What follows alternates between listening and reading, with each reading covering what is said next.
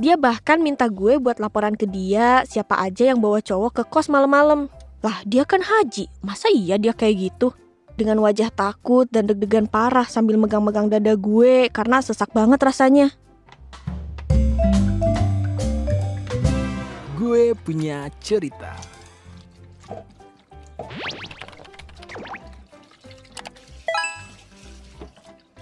Video ini akan mengandung konten tentang pengalaman kekerasan seksual dan isu kesehatan mental yang dapat memicu trauma atau respon emosional tertentu.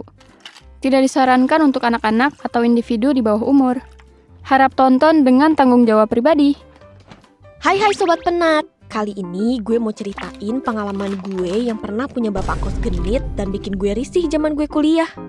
Kenalin, gue Andrea. Saat cerita ini terjadi, gue lagi kuliah di salah satu universitas swasta di Surabaya. FYI, gue ini lulusan COVID 2020-an dan langsung lanjut kuliah di tahun yang sama. Waktu itu kita kuliah online selama 2 semester. Jadi gue baru ke Surabaya saat mulai kuliah offline. Nah, dari daerah gue ke Surabaya itu harus langgar laut alias kudu nyebrang. Kalau nggak naik kapal, ya naik pesawat. Pas udah mulai kuliah offline, gue tinggal di sebuah kos yang tanpa gue duga gue bisa survive di kos itu dari awal masuk sampai wisuda, bro. Lo pada pasti mikirnya gue loyal. Bukan. Sebenarnya ada banyak pilihan kos lain. Tapi kebetulan teman-teman deket gue juga ada di kos yang sama. Kos yang gue tempatin ini khusus cewek. Pemilik kos ini aslinya orang Bugis dan katanya haji gitu deh. Atau cuma panggilannya aja yang Pak Haji atau gimana, gue nggak begitu paham. Umurnya sekitar 50-60an. Ya intinya udah aki-aki lah di mata gue. Sebenarnya di kos ini dulunya ada penjaganya, tapi entah kenapa lama-lama dihandle sama si bapak ini semuanya. Termasuk urusan nagih uang kos. Si bapak ini rumahnya lumayan jauh dari kosan. Awal-awal ngekos dia sering ngecek dan marah-marahin anak kos yang ketahuan bawa cowok. Dia bahkan minta gue buat laporan ke dia siapa aja yang bawa cowok ke kos malam-malam. Mungkin karena dia tahu gue gak pernah bawa cowok, padahal emang karena gue jombut. Jomblo akut. Mungkin karena dia taunya gue gak pernah bawa cowok, padahal emang karena gue jomblo akut. Tapi gue juga gak pernah laporan sih. Soalnya gue tipe yang gak peduli dan gak mau ngurusin urusan orang. Gak lama setelah kuliah offline, kita diumumin lagi tuh kalau kuliahnya bakal balik ke online lagi. Ini memasuki COVID gelombang 2. Masih ingat kan tuh kalian? Banyak yang udah mulai balik kerja di kantor, pada balik lagi harus kerja online. Kan gue jadi rugi banget tuh. Mana lumayan lagi 6 bulan kuliah online-nya. Tapi barang gue udah keburu dipindah banyak ke kosan, sementara gue nya balik ke kampung halaman. Otomatis gue harus bayar dong walaupun gak tinggal di kos itu selama 1 semester. Dari situlah gue jadi nunggak uang kos berbulan-bulan. Nah, karena nunggak inilah gue jadi sering berurusan sama bapak kos. Dia sering datang buat nagih, sambil bawa buku catatan gitu dan gedor-gedor pintu kamar. Jujur Li, masih heran kenapa gak di TF aja coba ya bayarnya. Ya mungkin karena beliau ini udah uzur kali ya, jadi nggak begitu melek sama urusan begini. Ya udahlah. Singkat cerita, gue udah semester 8 nih dan lagi ngurusin skripsi. Waktu itu uang kos gue masih nunggak 4 bulan. BTW, sebenarnya gue udah lumayan sering nih denger dari temen kos lain kalau si bapak kos satu ini emang agak gatel. Tapi karena gue berpikir, wah dia kan haji, masa iya dia kayak gitu? Dan karena gue gak pernah nyaksiin sendiri juga, jadinya gue gak terlalu mikirin amat. Sampai suatu hari, dia datang nagih uang kos temen gue.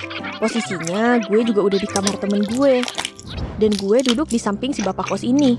Waktu dia ngisi buku catatan tagihan uang kosnya dan basa-basi, tiba-tiba tangan dia itu ngelus-ngelus paha gue dong. Waktu itu begonya gue gak mikir yang aneh-aneh. Gue pikir mungkin doi udah nganggep gue kayak anaknya gitu. Sampai suatu hari dia datang nagih uang kosnya di gue. Duduklah dia di depan pintu kamar gue dan gue otomatis ikutan duduk dong. Gue kasih tuh duit buat 2 bulan sambil bilang, nanti kalau ortu gue transfer baru gue kasih lagi ke dia. Terus dia jawabnya lembut banget, gak apa-apa, intinya kalau ada jangan lupa bantu saya ya. Dia jawab gitu sambil remes-remes lengan gue, anjir. Gue risih banget jujur, dan nangkis-nangkis tangannya sambil ketawa gugup. Gue pikir dia bakal berhenti. Tangannya mulai megang-megang paha gue, sialan. Terus dia malah ngomong gini, "Paha kamu dulu dong, saya mau pegang." Ih, si anjir, ih. Bodohnya saat itu gue udah deg-degan setengah mampus. Tapi gue cuma bisa ketawa-ketawa gugup. Dan gue gak bisa berbuat apa-apa cuy. Sekarang gue ngerti kenapa korban pelecehan sering nge-freeze dan bilang gak bisa ngelakuin apa-apa. Gue tonjok deh kalau ada yang bilang, "Kalau kamu diem aja, berarti kamu mau dong." Setelah ngalamin hal ini sendiri. Setelah itu gue langsung kabur ke kamar temen gue dengan wajah takut dan deg-degan parah sambil megang-megang dada gue karena sesak banget rasanya. FYI, gue juga salah satu penderita anxiety disorder. Jadi itu lumayan ngaruh banget sama hidup gue dalam menghadapi apapun yang terjadi di sekitar gue.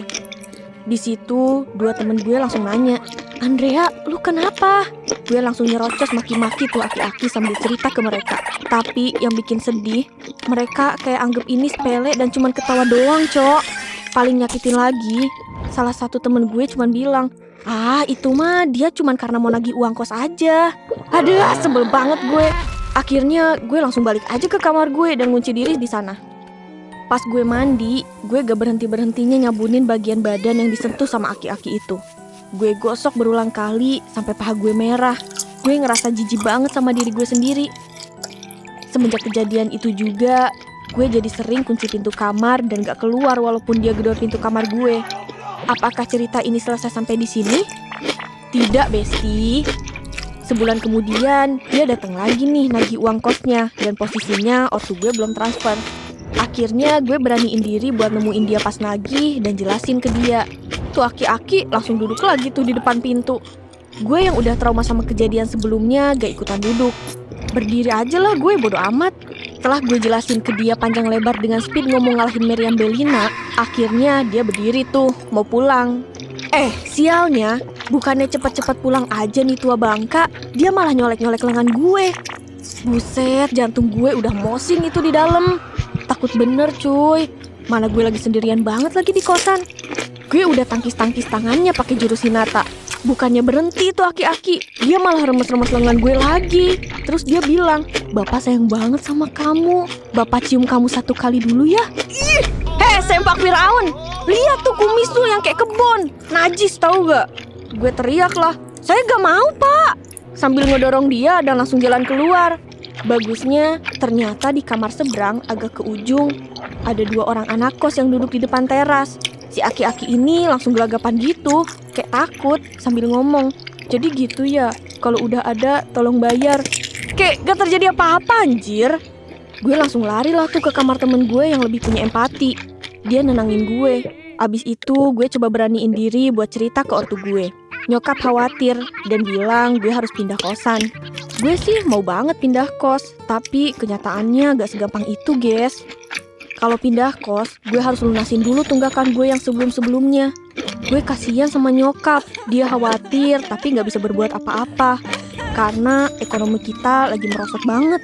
Berhubung gue juga dikit lagi mau wisuda, gue mutusin buat stay aja deh di kosan itu. Tapi gue milih buat gak pernah berinteraksi lagi sama bapak kos gatel itu. Tiap ada uang buat bayar, gue titipin lewat temen gue. Tiap dia datang ke kos, gue kunci pintu kamar dan gak keluar sampai dia pulang. Tiap gak sengaja berpapasan di jalan, gue gak pernah ngasih muka ramah dan bahkan gak negur tiap ketemu. Pas wisuda di bulan September, ortu gue ikut datang dan nginep di kosan gue selama seminggu gitu. Gue emang trauma sih, tapi awalnya gue pikir trauma gue gak yang terlalu berdampak gimana-gimana. Sampai waktu ketemu bokap nyokap, biasanya kita peluk cium gitu kan. Pas gue peluk cium bokap gue ngerasa aneh banget. Hati gue kayak berat banget. BTW, keluarga gue emang physical touch banget nih love language-nya. Jadi kita terbiasa dengan pelukan hangat dan kecup ringan di kening atau pipi. Tapi setelah kejadian itu, gue ngerasa risih pas ngelakuin itu ke bokap gue sendiri. Gue bertanya-tanya, kenapa gue ngerasa kayak gitu?